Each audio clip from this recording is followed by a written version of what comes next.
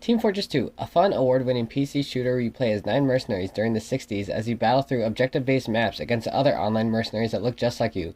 But, could there be any subliminal critiques about the current state of American living and satire of the American man hidden within this very colorful and cartoonish shooter? What is Team Fortress 2? Team Fortress 2 is about a rich man named Zephaniah Mann who ran a company called Mann & Sons Munitions Concerns, later rebranded to Manco, who in the 1850s went overseas to America and bought massive amounts of land stemming from the advisement of his 2 sons, Blutarch Mann and Redmond Mann. This massive purchase was plotted to be the mark of greatness as they planned to use these extra acres to expand their arms dealing business. Much to everyone's disappointment, all the dust bowls and gravel pits were utterly useless and unsuitable for any kind of development. Shortly after this, Zeph Mann contracted numerous illnesses and diseases and passed away. But, as punishment for their bad business risk, he gave his 2 sons equal halves of the land, knowing that they would fight over full control forever. What about Manco? Mr. Mann left his munitions company to a former partner during his private detective days, Barnabas Hale, the grandfather of current CEO Saxton Hale! Shortly after inheriting the land, Blutarch assembled a team of mercenaries to help him take 100% of the land. This team included Billy the Kid, Stonewall Jackson, Abraham Lincoln, Alfred Nobel, John Henry, Nikola Tesla, Sigmund Freud, Davy Crockett, and Fu Manchu.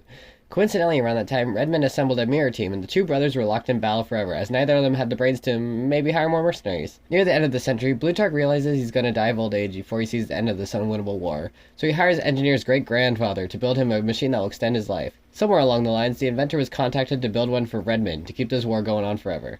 Which brings us to the present day, the summer of 1968. 9 mercenaries were contacted by both Builders League United and Reliable Excavation Demolition to fight this endless, unwinnable war. The battle that would be overseen and broadcasted by the administrator, a woman who's been behind the scenes manipulating Mr. Red and Mr. Blue to keep this war unwinnable and forever. Now, how is this all capitalistic? First, we must look at the 5 pillars of capitalism: private property, supply and demand, competition, limited government intervention, and incentive. The entire Manco family very well represents these pillars as they both exclusively own useless chunks of dirt they've been blown up for decades while keeping the blood-fueled competition afloat between each other, while seemingly no government official ever has anything to say about this. This is also due to many operations being covered up or the trails muddied by the hands of the minister's assistant, Miss Pauline. None of this is, however, painted in any other light other than satirical, as these 2 brothers who are rich and powerful businessmen have expended their resources in endless time with no actual real development to show for it, just cyclical destruction and lack of progress. Just as much as fast food restaurants lack originality for having all the same gray, boxy buildings, these colored mirrored industries reflect the American model of capitalism: mass production of unoriginality, needlessly expended resources, and quick, cheap attempts at success. Moving on. What are the adversaries of capitalism? The administrator, as I briefly mentioned, is a woman who's been in the shadows observing, scheming, plotting, conspiring, manipulating, influencing, controlling, concocting, tricking, lying.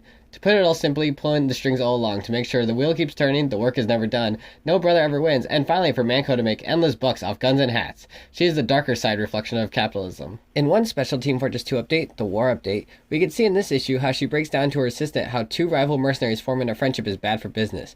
Capitalism idealizes individualism above friendship, community, and connections above business. What is their solution? Get these 2 to hate each other, and after that, use it as an opportunity to sell newer weapons to kill each other with. Capitalism wins! In the current present day, not the summer of 1968, but the apocalypse of 2026, a lot of fingers of our current environmental crises is pointing towards capitalism. Why is that? Because capitalism consumes the environment it is built upon in hopes to turn resource into reward, planet into profit. Land conversion, soil degradation, and pollution from greenhouse gases causes losses in biodiversity, which leads to the extinction of much life and more frequent natural disasters, such as heat waves, floods, and droughts. I can go on more about the effects, too, of the rise of AI, but we, the audience, have already seen enough. And this is what Team Fortress thinks of AI. I hate robots! Now, back to what I was talking about. How does this translate to critique in Team Fortress 2? Australium. What is Australium? Miracle gold found only in Australia. It can turn devolved dunderheads into super scientists. It can do many great things. It's miracle gold. It's extremely valuable, extremely rare, and extremely limited premium substance that has caused ecological devastation in its excavations. What is it used for? The most useful resource in the Team Fortress 2 universe that has literally caused the demise of New Zealand in its excavation was used to pay rocket ship gold and also used to fuel the Mann Brothers life extender machines.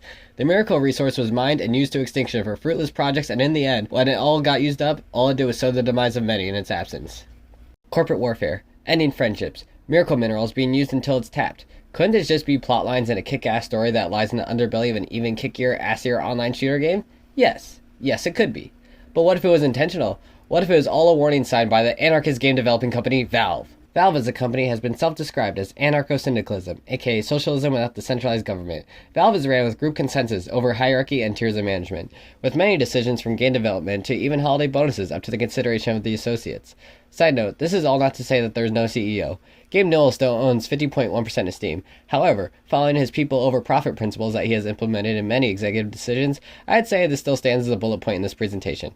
Moving on. The Team Fortress community is full of many players from all sorts of walks of life, a good chunk of them being furries. Without a solid official percentage, but still being very visible just hop into any server, furries make up a huge percentage of the game's demographic. Many of these players being fan artists and community contributors such as widely loved animator Kitty0706, rest in peace Kitty. Now, what do furries have to do with anti-capitalism? Progressive furries tend to outmatch conservative furries. Many furries have been found to identify with progressive political, social, or economic ideologies compared to conservative alignments. In conclusion, I have thoroughly wasted everyone's time with this powerless, pointless presentation.